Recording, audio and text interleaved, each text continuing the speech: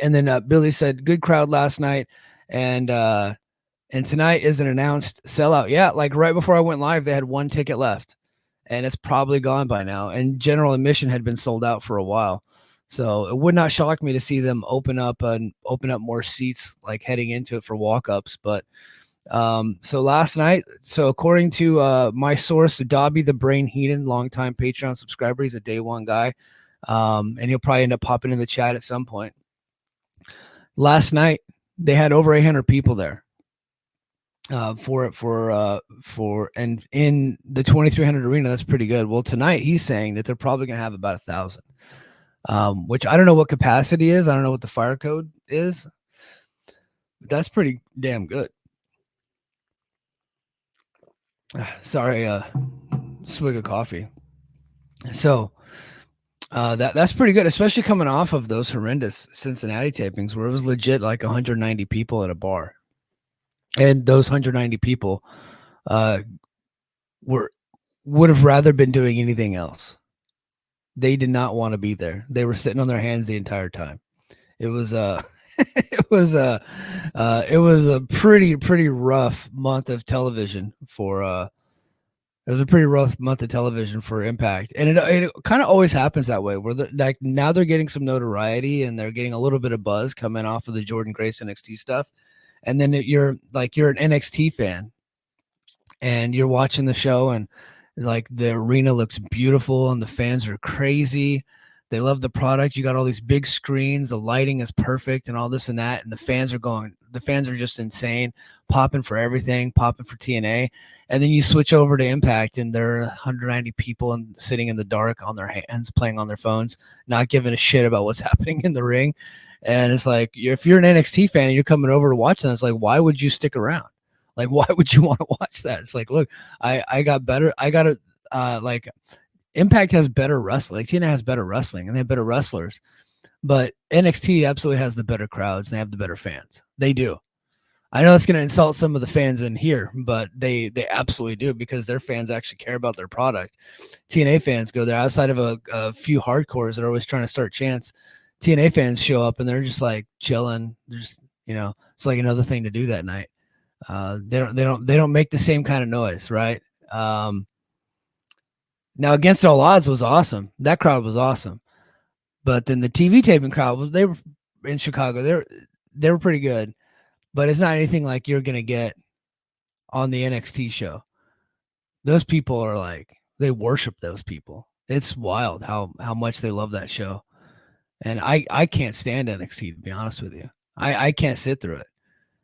But their audience is pretty freaking hardcore. So yeah, Lucha says a swig of coffee for the ticket buyers. Hold on, that's a good idea.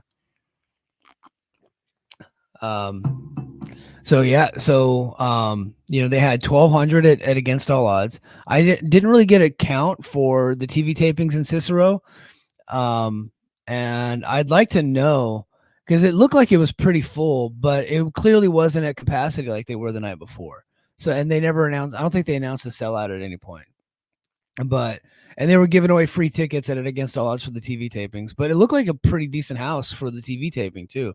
So you had 1,200, and let's just say ballpark it 750 for the night after. That ballpark, right? You could even probably say 600.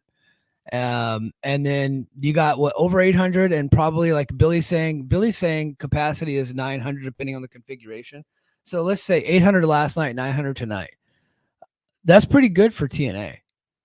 And we're on track for them to have their best ticket buying year that they've had since Anthem bought the company, because they were never, like, when Anthem bought the company, they were paying people to come to the audience, to venues. They were actually like hiring actors to sit in the crowd, which I honestly like we made fun of it back in the day. I think that's a good idea. I think they should do that now, but like keep it on the DL and hire people to get the crowd hyped up, because a lot of these shitheads are just sitting on their hands or playing on their phones, or they'd rather do anything. They just want to get their belts on TV or something. I don't know what the hell's going on with them, but a lot of these guys are boring. They're boring ass fans. So I think they should hire like like good looking people to sit in the crowd and pepper them throughout and like try to get people hyped up or something, man, to help out the TV product. Um, IO says Cleveland will be better too. Well, I mean, we'll see. I mean, that venue is one that the NWA ran. That's where they did the cocaine angle, and GCW is about to do it. And I think I last I saw GCW had like it's set up for like over 1,000, and the show's in August, and I think they had like a couple hundred tickets out. So we'll see, man. GCW, as far as like going into towns and selling tickets, they're better at boots on the ground type stuff than TNA is. They just are. And they can widen their net for the talent that they're able to bring in. So like they get to have like Moxley and stuff. And so they typically, a lot of times when they're going to these towns, they could probably outsell TNA. Now TNA's ticket prices are much higher, but GCW absolutely can outsell TNA in certain markets. So we'll see what TNA is able to do.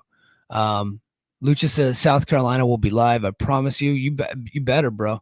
You better. It's impressive how tactical. That's Nonzo. He says it's impressive how TNA is doing well with attendance back to back. Yeah, absolutely. And then I says don't discount the Hardy's value. That meet and greet line be hella longer too, right, Billy? So I heard the meet and greet line was crazy for the Hardys, but it was also crazy for Joe Hendry. And in fact, they were singing his song and chanting "We Believe" in the line for Joe Hendry. Joe Hendry is far and away the biggest star in this company right now. And probably close number 2 is Jeff, to be honest with you. I got some thoughts on the Hardy Boys here. And then Lucha says, I'm both hype and good looking. I think half of that is a little debatable. Just kidding. And then Billy says, TNA has struck gold with Joe Hendry. They need to capitalize. Yeah, they do. Okay, so I'm gonna talk about Joe Hendry, and then we'll get right into the TV show, the episode last night. They're not capitalizing on Joe Hendry so far. They're not doing a good job. I'm not going to get into him getting eliminated in the Battle Royal. I said my piece. I still think I'm right about that. Nobody's been able to prove me wrong. But since he was in that Battle Royal, and since he had 15 million and counting views on WWE's Twitter across all social media, I don't know how many views, but it's probably significantly more than 15 million. What has he done since then? Well, he had a little backstage promo, and then he came to save Ace Steel.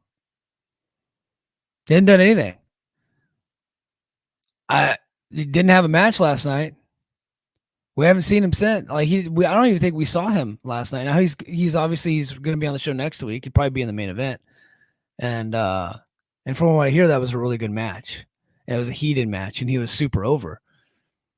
But he was in the main event at the Chicago taping. He had a tag match, and they didn't air it. I think it was just for the local audience. I don't know what happened in the match to cause him not to air it, or if that was the plan. But he needed to be on the show tonight. His match needed to be on the show last week. They should have opened up with Joe Hendry, coming off that, his NXT debut, getting all that buzz. He should have been the focal point of the show going forward. They should have shot an angle like they did the Ace Steel thing. They should have shot an angle leading to the tag match that would have been main eventing this week. And then he could be the main event next week. But instead, he wasn't even on the show this week. They're absolutely doing him no favors. And he is talented enough to overcome it, but he shouldn't have to overcome these simple mistakes that they're making. He needs to be the focal point of the show, and he just isn't. He will be next week because he's in the I get the feeling his match with Jake something's going to be in the main event. If it's not, that's embarrassing. Like it really should be about him. But he had a tag match at those Chicago tapings that should have been on this show tonight, or it should have been on last week. And it wasn't, and there's no excuse for it. Unless something like the tape got destroyed or something. I don't know why. But they closed the show with him. He did a speech. I think he did like a speech at the end of the show. He should have been on the show. And he wasn't. And it's like, come on, what are we doing? I don't think that I it's a shame, honestly, because they got gold. They struck gold with this guy. He's super over right now. I know a lot of people want to credit the Hardys for the houses, but I think Joe Hendry's got a lot of buzz. I think Joe Hendry's drawn some people to these crowds. He really is. And why haven't they announced the Bound for Glory location yet? If it's in the UK, we need to get that hype train going now.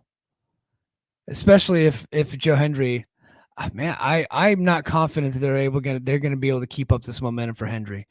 I have no confidence that they can do that because I don't have any evidence that they're capable of it. Now somebody's gonna quote, like, well, in 2011 they do. Okay, but this is Tommy Dreamer and RD, not even RD Evans, but Tommy Dreamer and Delirious and whoever else on the creative teams. Like I got no confidence that they're gonna be able to keep this momentum going. I just don't. Because they haven't done like he hasn't done anything on the show since he had 15 million viewers on WWE's platforms. Get him on the show. Make him the focal point. He's the guy. He's your top star. Treat him like it. What are we doing? Io says his interview with CVV has good views. I'm sure it does. CVV always has good views. If it was live weekly, I'd agree with you. It doesn't have to be live weekly. They can tape it in a way to make sure that he's on the show every week. He didn't have to have a match every week. He just has to be on the show. Like he was on the show last week in a small segment where he came to the rescue of Ace Steel in a match that didn't get over to shoot an angle with Kazarian, right? And then he had the tag match in Chicago, and then it just didn't air. There's no excuse for that. They could make it to where they could tape it to where he would be on every week. Billy says I'd put the belt on him at Slammiversary. That's where I disagree, Billy. I don't want him winning the title in a 6-way. In fact, I don't like the fact that there's a 6-way at the pay-per-view. I think it's a cop-out. It's a cop-out booking. It's lazy. They're just trying to throw a lot of people into the match. And so far, what we got is like your usual suspects in the match. We don't have any new blood in the match, except for I look, without getting into spoilers, I think we all kind of know that Joe Hendry is probably going to be in the match. I would not put the title on him in a 6-way match at Slammiversary. I think you give him that moment. If Bound for Glory is going to be in the UK, that's where you give him the moment. That's where the moment happens. And you put some roadblocks in his way.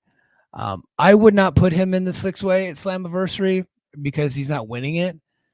But I get the feeling that they're going to do that, and they're going to have to figure out a way to beat him without making him look weak.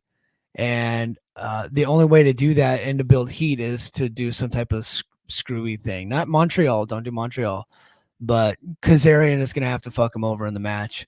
And then that's going to lead to them having a blood feud, hopefully at the next show. And then, by September, we should know that Joe Hendry's in the main event of Bound for Glory.